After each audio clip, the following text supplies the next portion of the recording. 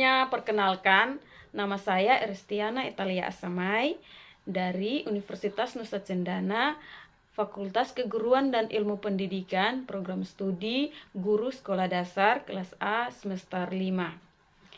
Baik, pada kesempatan ini saya akan bahas tentang besaran dan satuan. Jadi judul yang saya ambil pada praktikum ini pengukuran waktu dan pengukuran kecepatan. Dari tujuan ini untuk mengukur besaran pokok, yaitu menggunakan berbagai alat ukur waktu dan menentukan besaran turunan, yaitu kecepatan.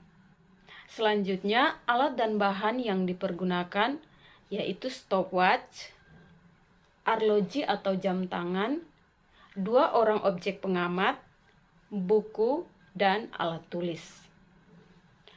Jadi, prosedur kerja pengukuran waktu yang pertama, siapkan stopwatch dan arloji. Sandingkan stopwatch serta arloji serentak dengan mulai perhitungan dengan stopwatch dan arloji hingga objek berhenti pada titik awal.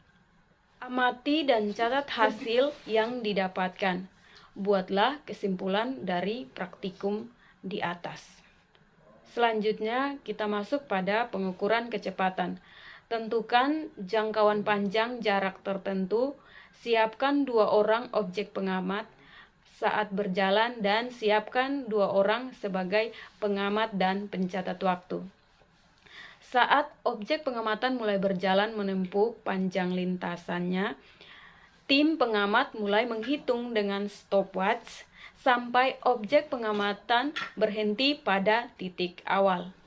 Kemudian catat hasilnya, dibandingkan hasilnya dengan tim pengamat yang lain. Tentukan besaran kecepatan dari setiap objek yang diamati. Kemudian buatlah kesimpulan dari praktikum di atas. Selanjutnya, data hasil pengamatan dan pembahasan tabel pengamatan 1 dan pengukuran waktu dapat kawan-kawan lihat di tabel berikut.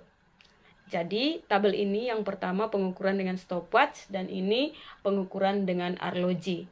Jadi, pengukuran dengan stopwatch mendapatkan jarak 1 menit 6 sekon. Inilah hasil dari pengamatan yang telah dilakukan tadi.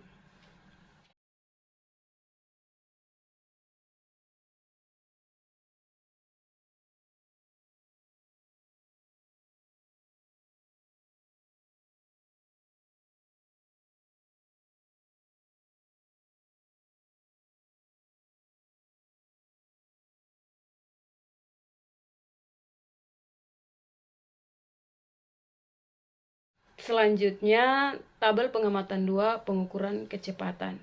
Yang pertama, jarak yang ditempuh, waktu yang dibutuhkan, serta besaran kecepatan.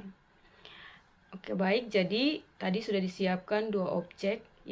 Objek pertama telah melangkahi 8 ubin lantai rumah sama dengan 4 meter. Waktu yang dibutuhkan di sini waktu yang dibutuhkan adalah 5 sekon.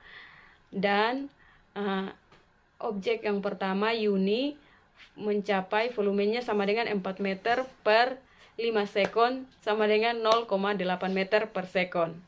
Yang kedua Dian juga melewati atau melangkahi 8 ubin lantai rumah sama dengan 4 meter. Nah, waktu yang dibutuhkan di sini 6 sekon.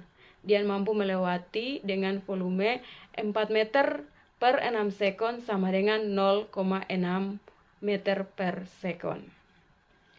Dari hasil pada tabel dapat kita simpulkan bahwa setiap orang memiliki kecepatan yang berbeda, walaupun jarak yang ditempuh sama besar.